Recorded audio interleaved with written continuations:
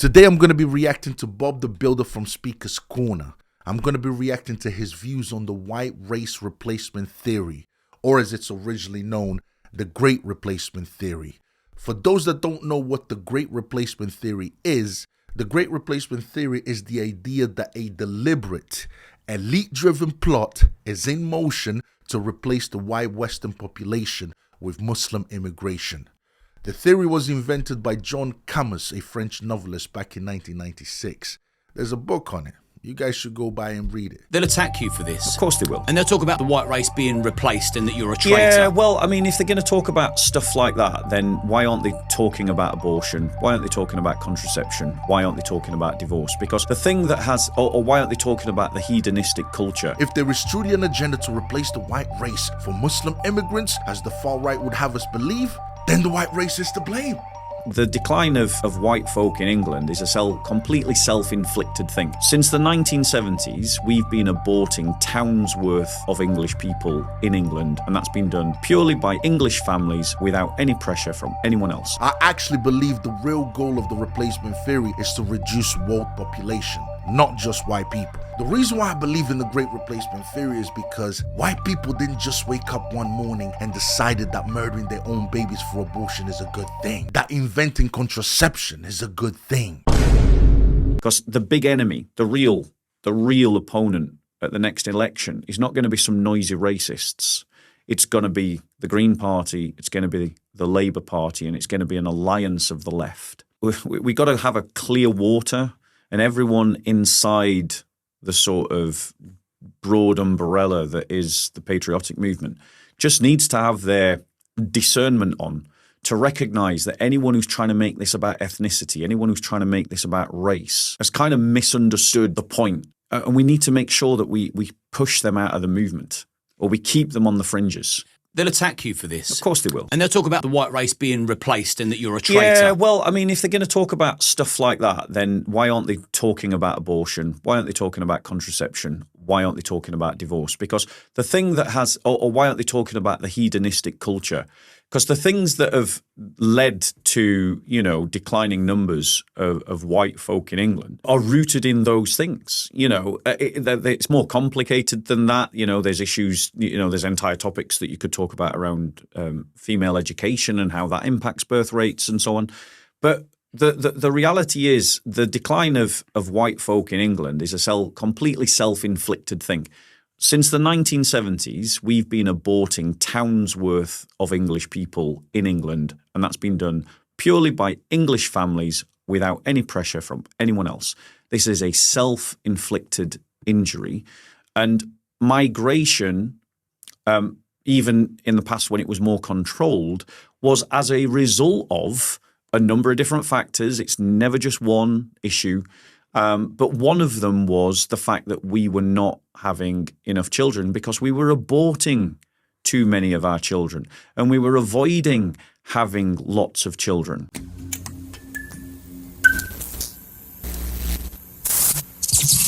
To quote Bob, the reality is the decline of white folk in England is a complete self-inflicted thing. The reality is the decline of white folk in England is a completely self-inflicted thing. And to quote Bob again, if they're going to talk about stuff like that, the replacement theory that is, then why aren't they talking about abortion?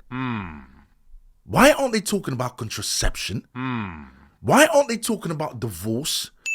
Why aren't they talking about the hedonistic culture? And to add my 2 cents in, which Bob also mentioned, by the way, female education and how that impacts birth rates. Perfect. Why? Why aren't they talking about that? In other words, if there is truly an agenda to replace the white race for Muslim immigrants, as the far right would have us believe, then the white race is to blame. They are. There is no way around that. Why? Well, because it's the white race who legalized abortion. It's the white race who invented and legalized contraception. It's the white race who legalized no-fault divorce. It's the white race who, through the sexual revolution, created a hedonistic culture. It's the white race who forced women into education and workforce. It's the white race who came up with no-fault divorce. So get your facts straight. If you didn't know, everything I just mentioned, abortion, contraception, no-fault divorce, hedonistic culture, all of it is what contributes to low birth rates and the replacement of the white population. You can't handle the truth. It's true. I'm sorry, white people, but if you're not having babies, then who's going to replace you? It's not the immigrants' fault why you are choosing to murder your babies through abortion. Bob said it perfectly, and I quote, "We've been aborting towns worth of English babies." Since the 1970s, we've been aborting towns worth of English people in England, and that's been done purely by English families without any pressure from anyone else. And the stats prove it. In Britain, over 300,000 babies are murdered every year through abortion. That's 300,000 English white babies per year. What do you think killing 300,000 babies per year does to the population? It lowers the birth rate, doesn't it? And I'm only talking about England and Wales here, guys, because the amount of babies murdered worldwide through abortion every year is actually 83 million worldwide. Personally, I think the replacement theory is a worldwide agenda to reduce the world's population, not just the white population. Why is the white race not having babies? Abortion aside, why is the white race not having babies? I hate to say it, but the sad reality is because white people are choosing to not have babies. Why? Well, one of the main reasons is because women are choosing education and jobs over family creation. You can't make this shit up. You can't make this shit up. So by the time they want to settle down and have a family, they are already past the age of 30 and are facing high-risk pregnancy, which of course, as you know, results in less babies. And let's be honest, guys, we live in a over-sexualized hedonistic culture. How many women do you think, without contraception, would make it past the age of 30 without getting pregnant at least once? Less than 2% if you ask me.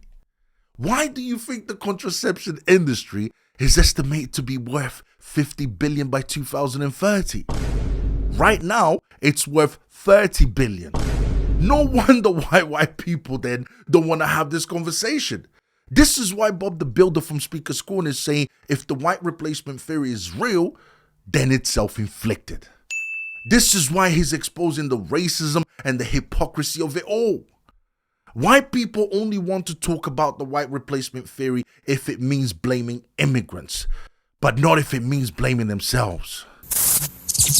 Now, if you were to ask me if I believe in the great replacement theory, if I believe that there's a real agenda from the powers that be to replace white people with Muslim immigrants, my answer would be yes. But not for the same reasons as the far rights or for any other reason that you probably might imagine, all right? I actually believe the real goal of the replacement theory is to reduce world population, not just white people. Perfect. The reason why I believe in the great replacement theory is because white people didn't just wake up one morning and decided that murdering their own babies for abortion is a good thing, that inventing contraception is a good thing, that making women join higher education in order to enter the workforce, therefore wasting their most fertile years, is a good thing, that no-fault divorce is a good thing. Trust me, they didn't. Feminism, however, did. The lie detector test determined you are telling the truth. Everything that I just mentioned is what feminism worked for 100 years. So if you're saying white people today, growing up, thinking that killing their own babies is okay for abortion, that marriage is meaningless, that wasting a woman's most fertile years because career pursuit is more fulfilling, is because feminism worked hard to make sure the white race and the rest of the world believe this. Make no mistake, feminism didn't come out of nowhere, people. Feminism had support. The feminism movement succeeded because of the support they received from who I like to call the powers that be, the hidden hand. I'll give you guys an example since I know some of you out there might not believe me. Take the pill. How was the pill created? Do you know? Who funded it? Who was the face of it? Well, let me tell you. The feminist responsible for the pill was Margaret Sanger. The scientist who created the pill was Gregory Pincus. But do you know who was the power that be that funded it? That's right, a lot of people don't. It was Catherine Dexter McCormick, wife of Stanley Robert McCormick, youngest son of the inventor Cyrus McCormick. If you didn't know who Cyrus McCormick is, trust me, I suggest you look him up. The man basically invented a machine that innovated and revolutionized agriculture. Let's put it this way. Before his machine was invented, harvesting grain for 5,000 years was done manually. That's right, he was a big deal, trust me. But for some odd reason, Cyrus McCormick's wife Catherine, heir to the international harvest of fortune, after attending Margaret Sanger's lecture in Boston 1917, was just willing. She was just willing to bankroll the biological research that led to the creation of the pill. Coincidence? I don't think so. I do not think so. But this is just an example to show you how feminism only succeeded because the elites, the 1%, wanted it to succeed. That's right. The powers that be created and bankrolled the feminism ideology to convince white people and non-white people that family creation is wrong and killing babies is right, therefore lowering birth rates. And I hate to say it, I really do, but it worked. It really worked. Because people nowadays think murdering babies in the womb is a woman's right because it's her body, her choice. That's crazy. Abortion kills 83 million babies per year worldwide. To me, this is a worldwide agenda. This is why I think the Great Replacement Theory is about reducing the world's population rather than just replacing the white race population with a Muslim population. So what's the solution? Start having babies. Stop believing in feminism, people. Go back to Christianity, who tells you that abortion and contraception is evil, that marriage is an institution from God and divorce is wrong, that living a hedonistic lifestyle is wrong and leads to horrible consequences. Resist the demonic temptation that feminism provides. Most of all, trust in Christ and give your life to Him. That's the solution. Not blaming immigration. By the way, I'm against illegal immigration, all right? And so should you.